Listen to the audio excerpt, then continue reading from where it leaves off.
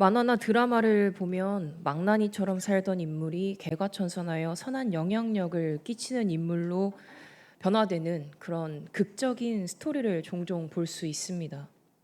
다른 주변인들과는 다르게 그 인물을 사랑으로 포용해주며 편견 없이 있는 그대로 자신을 인정해주는 단 한 사람의 만남이 인물의 삶을 변화시키는 변화를 일으키게 되는 그러한 계기가 되는 경우처럼 말입니다. 우리의 삶도 만화나 드라마와 크게 다르지 않다고 생각됩니다. 지난날의 잘못된 행동을 뉘우치고 더욱 선하고 힘차게 나아가는 희망찬 메시지를 우리의 인생도 담고 있다고 생각이 듭니다.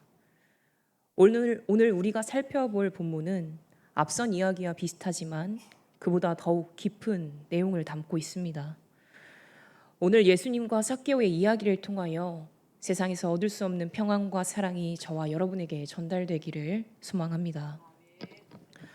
본문이 쓰여진 시대에는 로마 제국이 세계의 강대국으로서 많은 곳을 점령하여 다스리고 있었습니다. 로마는 점령한 식민지를 직접 통치하는 경우도 있었지만 효과적이며 쉽게 통치하기 위하여 각 지방자치 정부를 허용하는 정책을 사용하였습니다.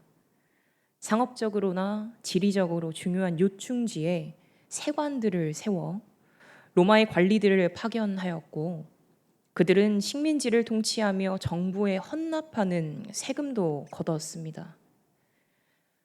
여리고는 당시 가이사랴 및 가버나움과 더불어 팔레스틴 지역에 위치한 3대 상업의 중심지였습니다. 그렇기 때문에 다른 지역보다 훨씬 큰 과세지의 중심이었던 것입니다. 이미 충분히 많은 세금을 걷고 있음에도 불구하고 로마 관리들은 여기서 만족하지 않았습니다. 그래서 자신들이 다스리는 이 지역의 지리와 특성을 잘 아는 유대 민족들을 불러 모으게 됩니다. 그리고 그들을 자기를 대신하여 더 많은 세금을 거둘 수 있도록 하급 관리로 삼게 됩니다. 이러한 목적에 의해 고용된 것이 바로 삭개오와 같은 세리였습니다.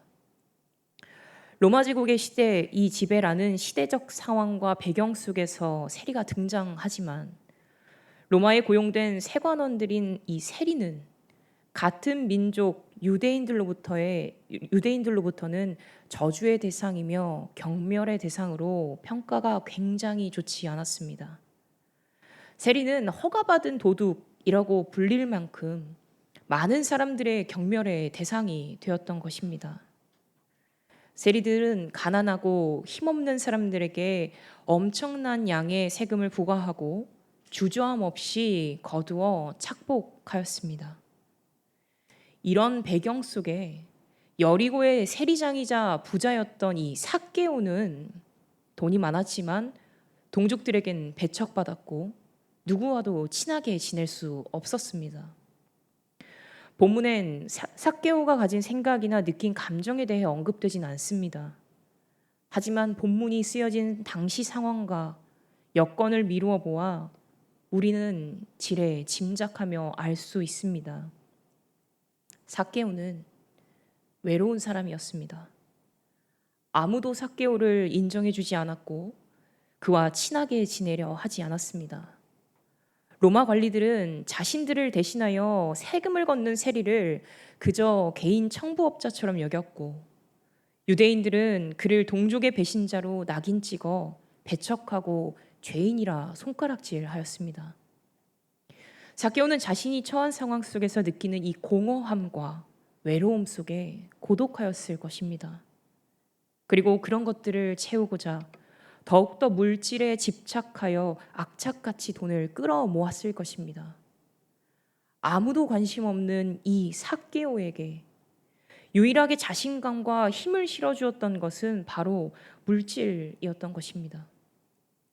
그러던 어느 날 앉은 자를 일으키고 귀신 들린 이를 고치고 볼 수 없는 자를 보게 하신 기적을 베푸는 예수님이 이 여리고에 오신다는 소문을 삭개오는 듣게 됩니다.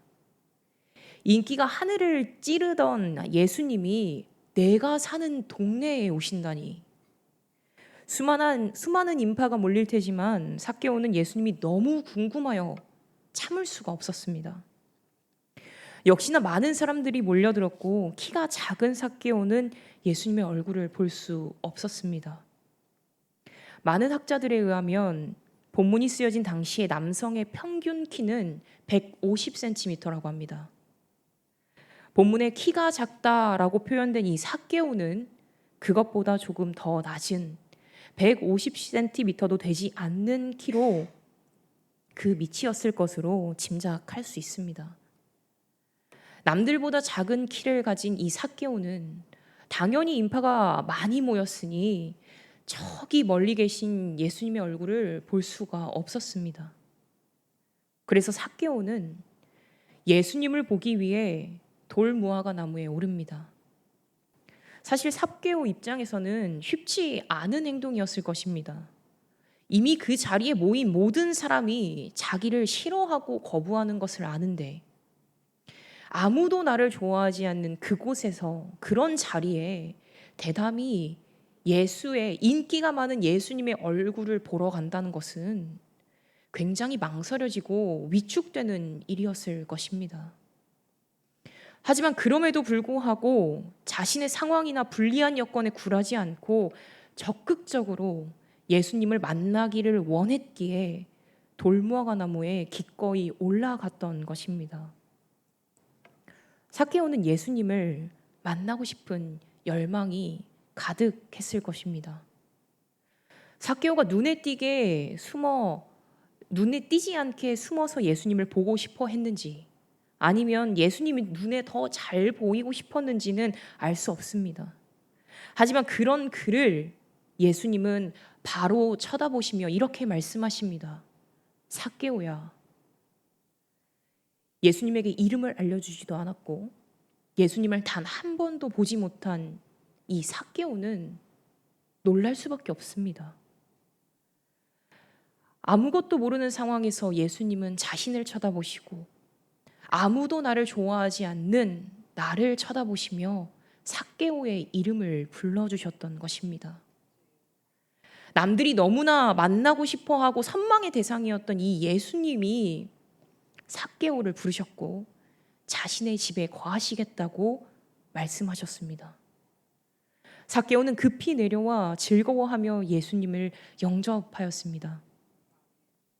그리곤 다른 사람들이 뭐라 떠들어대든지 상관하지 않고 예수님에게 고합니다. 주여 보시옵소서. 내 소유의 절반을 가난한 자들에게 주겠사오며 만일 누구의 것을 속여 빼앗은 일이 있으면 내 갑절이나 갚겠나이다. 삭개오는 예수님을 만남으로 자신이 죄인 됨을 깨달아 자의로 누구도 자기에게 시키지 않은 자의로 재산을 기꺼이 나눠주겠다고 한 것입니다. 삭개오에게 재산이란 어떤 존재입니까? 자신에게 유일하게 힘이 되주었던 그러한 물질입니다. 아무도 나를 좋아하지 않는 그 상황에서 유일하게 자신감을 갖게 해주었던 것입니다. 그런데 그렇게 다른 이들을 착복하여 얻어낸 그 재물을 기꺼이 나누겠다고 말하며 나의 죄를 주님 아버지 앞에 고백하는 것입니다. 삭개오의 이름의 뜻은 순수하다라는 의미입니다. 이름의 뜻과 정반대로 살아가는 자신의 모습을 볼 때마다 삭개오는 어쩌면 죄책감과 번민에 빠져 허우적거렸을지도 모릅니다. 그래서 예수님을 만난다면 내가 가진 모든 고민을 해결할 수 있지 않을까? 라고 생각하였을지도 모릅니다. 그리고 그 모든 것을 아신 예수님은 그의 이름을 불러 그를 찾으셨을 때 비로소 삭개오는 변화되었습니다. 예수님은 삭개오에게 얘야, 너가 하는 일이 잘못되었다. 얘야, 그렇게 살면 안 된다. 라고 질책하지도 화를 내시지도 않으셨습니다. 가르치려 하시지도 않으셨습니다. 예수님이 설교하여 그의 마음이나 행동을 변화시키려고 하신 것이 아닙니다. 삭개오에게는 친구가 필요했고 자신의 존재를 인정해주고 마음을 나눌 사람이 필요했습니다.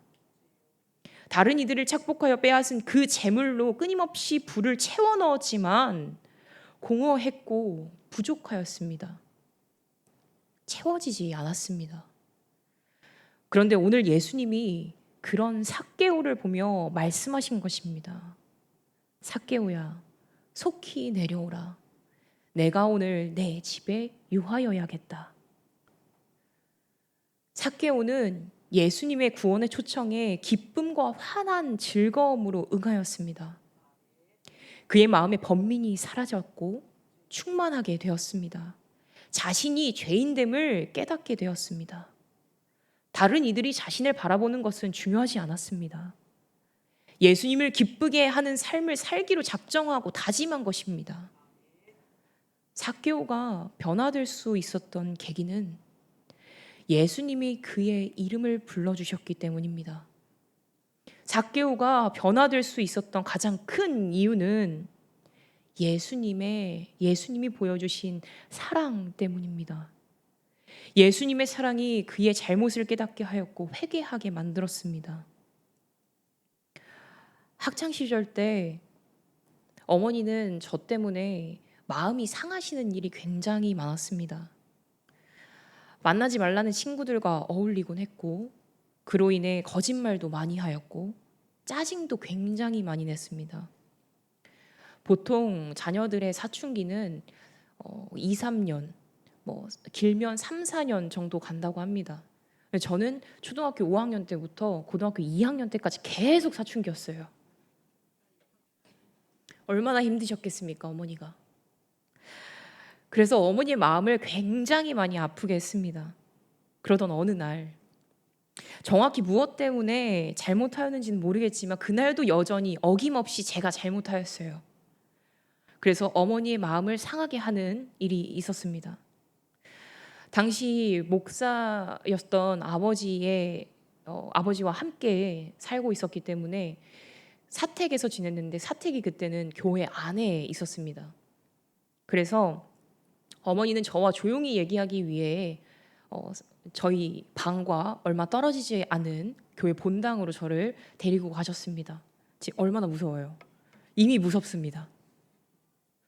그때 어머니는 감정이 정리되지 않은 상태에서 제게 이야기하면 본인의 말만 쏟아내며 화를 내게 될 것이고 그걸 들은 저는 더 엇나가고 어깃장을 놓을 것이 분명하게 보였기 때문에 저와 이야기하기 전에 굉장히 많이 생각하셨다고 합니다. 그래서 이야기를 하기 전에 하나님께 기도하며 하나님, 이 아이가 제 이야기를 듣게 하고 싶은데 어떻게 해야 할까요? 라고 계속해서 끊임없이 기도하셨다고 합니다. 어머니는 하나님께 기도를 하신 후 저를 부르시곤 화를 내시거나 저의 잘못을 지적하거나 탓하시지 않으셨습니다. 그저 저의 행동으로 인해 어머니가 어떤 마음이 들었는지, 네가 엄마의 마음을 많이 아프게 할지라도 지금 당장 내가 이렇게 이야기해서 변화되지 않는다고 할지라도 엄마는 너를 포기하지 않고 끝까지 기다릴 거야 라고 이야기해 주셨습니다. 그 이야기를 들은 저는 하염없이 눈물만 흘러내렸습니다. 잘못했다. 앞으로 다시는 그렇게 하지 않겠다. 엄마의 마음을 상하게 하지 않겠다. 라고 말하며 잘못을 뉘우친 것도 아니었습니다. 어머니의 말을 들은 후 제가 흘린 눈물의 의미는 엄마의 마음을 상하게 하고 싶진 않은데 나도 모르게 자꾸 안 좋은 행동을 하게 되고 짜증을 내게 되고 엄마에게 상처를 주게 되는 나의 모습이 너무 속상해서 그래서 흘리는 눈물이었습니다. 그래서 더욱 엄마에게 미안했고 엄마를 실망시키고 싶지 않다라는 생각이 들게 만들었습니다. 어머니는 하나님께 어떻게 해야 할지 물으셨고 하나님께서 저희 어머니를 통하여 예수님의 사랑을 제게 보여주셨기 때문에 제가 진심으로 뉘우치고 나로 인해 엄마가 아프지 않게 상처받지 않게 하겠다라고 마음을 먹게 한 것이라고 지금에서야 고백할 수 있습니다. 가르치거나 화를 낸다고 자신의 죄를 진심으로 뉘우치지 못합니다. 모든 것은 하나님의 도우심 아래에 예수님의 사랑이 그 안에 드러날 때 비로소 변화되는 것입니다. 오늘 삭개오에게 예수님은 그저 삭개오야 라고 부르시며 그의 마음을 어루만져 주셨습니다. 그에게 결핍되어 있던 부분을 아시고 채워주셨습니다. 예수님의 입술을 통하여 자신의 이름이 불러졌을 때 삭개오는 마음이 열리고 비로소 충만해졌던 것입니다. 모든 이들에게 죄인이라 칭함받고 손가락질 받으며 소외당할 때 물질만이 자신의 삶의 전부라며 생각하고 살아간 이 삭개오를 예수님은 기꺼이 찾아오셨습니다. 예수님은 잃어버린 자인 세리로서 삭개오를 찾아오셨고 부자로서의 삭개오는 자신의 소유를 가난한 자들에게 나누어 준다라고 선언함으로써 그동안의 잘못들을 회개하였습니다. 목자가 잃어버린 양을 위험에서 구하려고 찾아가듯이 메시아 예수님은 잃어버린 자를 찾아 기꺼이 그를 구원하여 주셨습니다. 에스겔 34장 12절 말씀에 이렇게 나옵니다. 목자가 양 가운데 있는 날에 양이 흩어졌으면 그 때를 찾는 것 같이 내가 내 양을 찾아서 흐리고 캄캄한 날에 그 흩어진 모든 곳에서 그것들을 건져낼지라. 아멘. 예수님의 사랑을 아는 사람은 절망을 밟고 일어설 수 있습니다. 예수님께 구원받은 우리는 악에서 떠나 오직 하나님만 기쁘게 하는 삶을 살아갈 수 있습니다. 오늘 삭개오가 말한 이 회심은 왜 이 고백은 삭개오의 마음이 아니었습니다. 예수님의 사랑이 그에게 임하였고 그가 진정으로 그것을 깨달았을 때 고백할 수 있는 예수님의 마음이었습니다. 예수님의 사랑이 내 안에 가득 채워지면 우리 또한 예수님의 마음을 저절로 갖게 됩니다. 모든 두려움이 사라지고 욕망을 이기게 되고 평안과 기쁨이 우리 가운데 가득 채우게 됩니다. 그분은 절대 포기하지 않으시고 놓지 않으십니다. 오늘 본문을 통하여 예수님은 몸소 우리에게 보여주셨습니다. 외롭고 힘들고 어렵고 소외되고 낙심하고 방황하는 모든 잃어버린 자들을 찾아오신 예수님이십니다. 내가 어떤 상황 속에 있을지라도 주님께서는 이렇게 말씀하십니다. 내가 너의 집에 유하여야 되겠다. 하나님께서 건네신 그 손을 못 본 채 하지 마시고 꽉 붙들고 주님의 초청에 기쁨으로 응답하시길 바랍니다. 예수 그리스도의 사랑 안에 거하시길 바랍니다. 잃어버린 자를 찾아 기꺼이 구원하신 주님을 찬양하며 살아가시길 바랍니다. 이제는 이 주님의 잃어버린 양이 아니라 잃어버린 양을 찾아 섬기는 자로 마땅히 주님께서 보여주신 그 길을 걸어가시는 저와 여러분이 되길 바랍니다. 예수님께서는 우리에게 가르쳐 주신 그 사랑을 주님의 복음을 전파하는 복된 자녀로 살아가기를 요청하셨습니다. 세상 끝날까지 주님을 사랑하며 모든 주님을 모르는 자들에게 주님의 사랑을 전파하는 저와 여러분이 되기를 간절히 소망합니다. 기도하겠습니다. 홀로 영광 받기에 합당하신 주님, 이 시간 주님 앞에 나와 예배하게 하심에 감사드립니다. 주님을 만나기 전 공허함과 외로움 속에서 주님을 갈망했던 삭개오처럼 저희도 때론 주님과 동떨어져 살아가는 삶을 살아갑니다. 주님을 제대로 바라보지 못하는 저희를 용서하시고 긍휼을 베풀어 주시옵소서. 삭개오가 주님께 열망했던 것처럼 저희도 주님을 향한 뜨거운 갈망을 주시고 언제 어디서든 주님을 찾는 담대함과 믿음을 허락하여 주시옵소서. 예수 그리스도의 사랑을 만난 삭개오가 변화된 것처럼 저희 삶에도 진정한 회개의 역사가 일어나게 하시고 악에서 벗어나 마음을 지키며 주님의 말씀을 붙들고 주님이 보여주신 사랑을 전파하며 세상에 나아가는 거룩한 자녀로 살아가게 하여 주시옵소서. 거룩하신 예수 그리스도의 이름으로 기도드립니다. 아멘. 찬송가 321장 함께